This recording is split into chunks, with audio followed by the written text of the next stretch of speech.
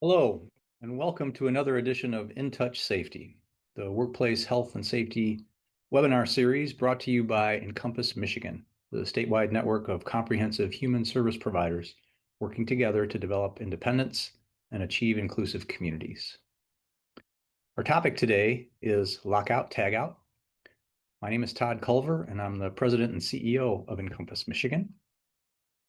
This material was prepared under a Consultation Education and Training, or CET grant, awarded by the Michigan Occupational Safety and Health Administration, or MIOSHA. Encompass Michigan has a longstanding and valued partnership with MIOSHA, and we appreciate their support. The objectives of today's training on Lockout Tagout include a review of the relevant MIOSHA standard, the employer responsibilities as defined under that standard. We'll review a few situations when lockout is required, as well as some statistics from federal OSHA to demonstrate the seriousness of adhering to these procedures that are required under the standard. We'll present a summary of some of the sources of energy that need to be considered, and then walk through the steps that are involved in lockout procedures. Locking out machinery and equipment prior to servicing or maintenance is an essential element of protecting employees from the unexpected motion or startup of any machine or equipment and the resulting potential release of stored energy as well. And that is why MIOSHA has developed a standard that creates employer responsibilities for ensuring the safety of their employees and for complying with all related requirements of the standard, which is known as Part 85, the control of hazardous energy sources. Those employer responsibilities, including development of a plan for the control of energy during service or maintenance of machines and equipment, by doing the following: by establishing, first of all, an overall energy control program. Next, lockout tagout procedures need to be developed, documented, and utilized. Employees need to be provided with appropriate training, and employees also need to be provided at no cost any equipment that's required to perform those lockout tagout procedures. And those authorized employees then need to demonstrate continuing competency through training and periodic review. Some examples of maintenance operations or other service projects during which the potential risk of release of energy and or resulting injury is the greatest. First of all, whenever a guard, a machine safeguard, needs to be removed or bypassed to perform service or maintenance, anytime a safety device is removed or bypassed, the equipment needs to be locked out. And as well, whenever the individual, the employee performing that service or maintenance has to place any part of their body where it could be caught by moving machinery, that's when it needs to be locked out. That's exactly the type of situation that these procedures are designed to prevent. To demonstrate the seriousness of the types of injuries that can result, federal OSHA has gathered some statistics demonstrating that nationwide compliance with the lockout tagout standard actually prevents an estimated 120 fatalities in the workplace and 50,000 injuries each year. And workers injured on the job from exposure to hazardous energy lose an average of 24 workdays for recuperation, again, demonstrating the potentially serious nature of injuries that can result when these procedures are not adhered to.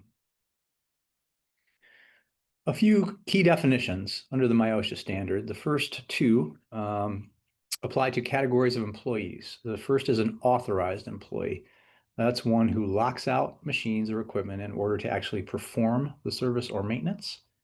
And the other is an affected employee. That's one whose job may not require them to do that service or maintenance, but requires them to operate or use the machine or equipment in an area where work is being done under lockout conditions. The next key definition is an energy isolating device, and that's a mechanical device that physically prevents the transmission or release of energy. And these can include, but not be limited to, a manually operated circuit breaker, and you see a picture of that on the screen, a disconnect switch, a line valve, also depicted on the screen, or any similar device that can block or isolate energy. And it's important to remember that push buttons, selector switches, on-off switches, any other control circuit type device, these are not energy isolating devices. The potential sources of hazardous energy are several, actually. We tend to think of electricity first and foremost, and it's probably the most prominently occurring potential source of hazardous energy in the workplace. But there are others. In addition to electrical, there's pneumatic or air pressure. There's water pressure, natural gas, chemical or coolant, hydraulic energy, steam energy, mechanical energy, and even gravitational. It's important to remember when machines are actuating, particularly in a vertical manner, what goes up must come down, and that potential source of energy needs to be considered when developing lockout procedures as well. So to walk through the evaluation and control procedures involved in lockout, the first is to identify the energy source, whether it's electrical, pneumatic, or otherwise. The next is to identify the means of isolating that energy source. In the instance of electrical energy, for example, that means of isolation could be the main electrical panel.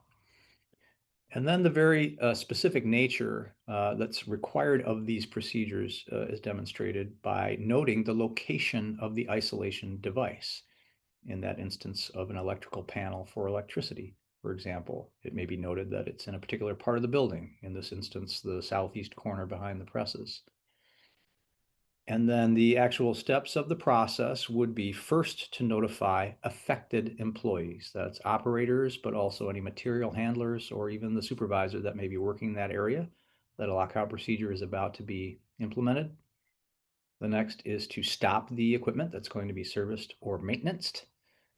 For example, by pressing the motor stop or off button to deactivate the controller or the equipment itself.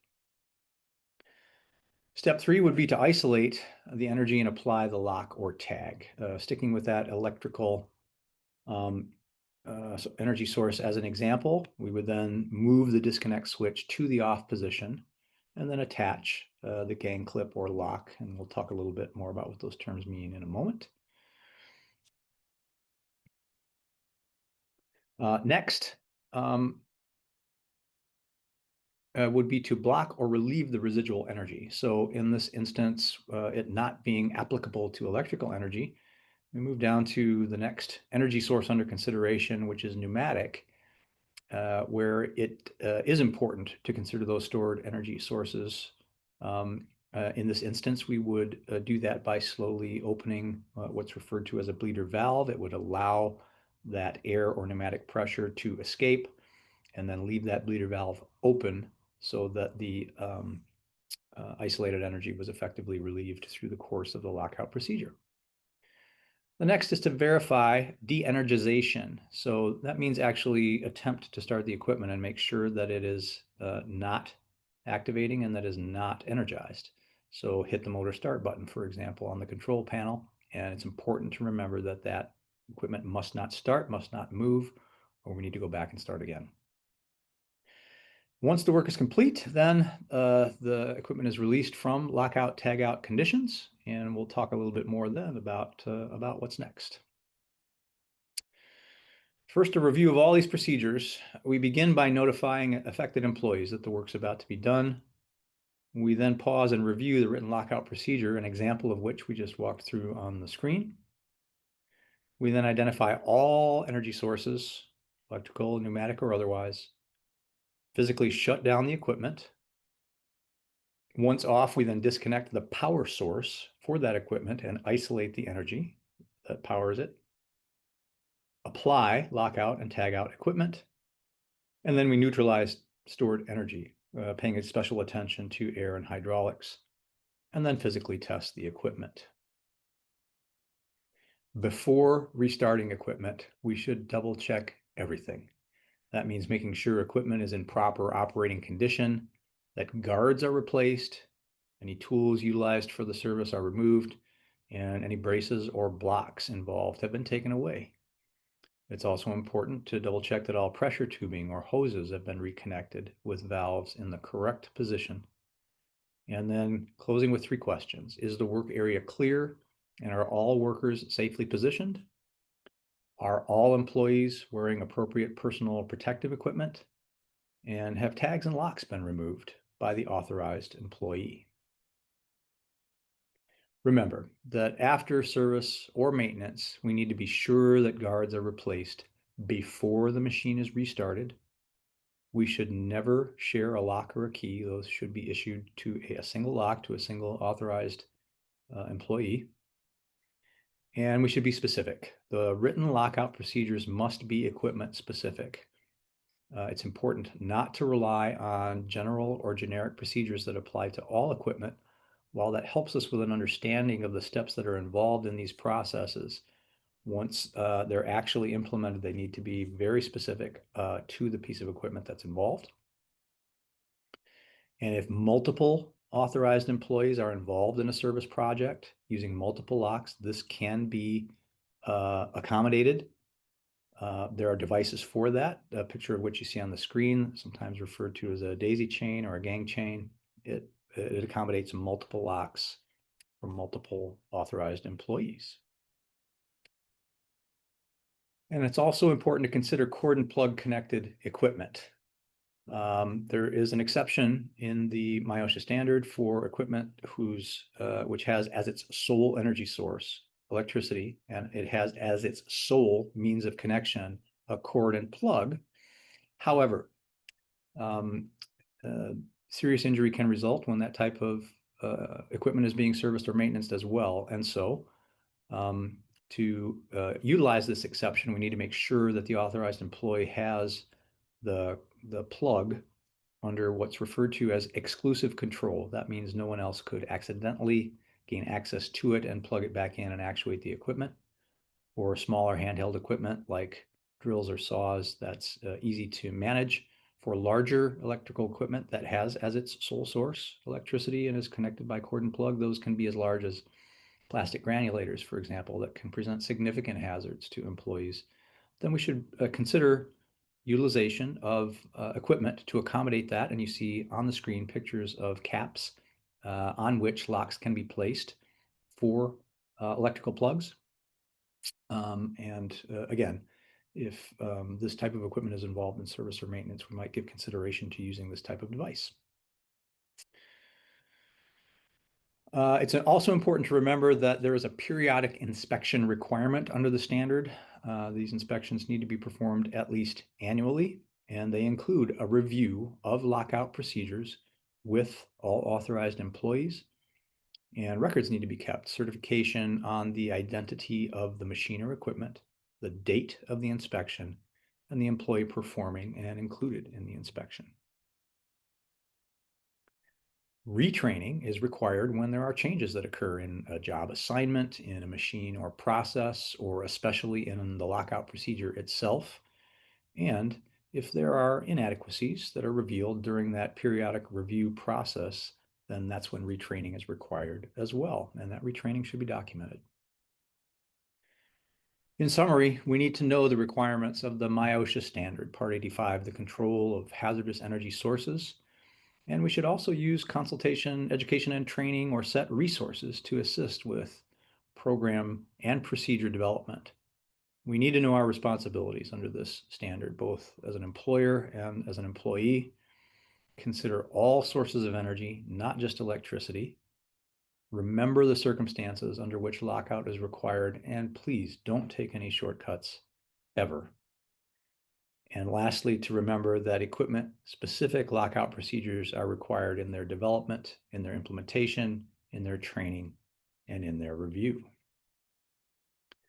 Thank you for taking time to join us for this safety training today. Be careful out there, and thanks again to MIOSHA for their support.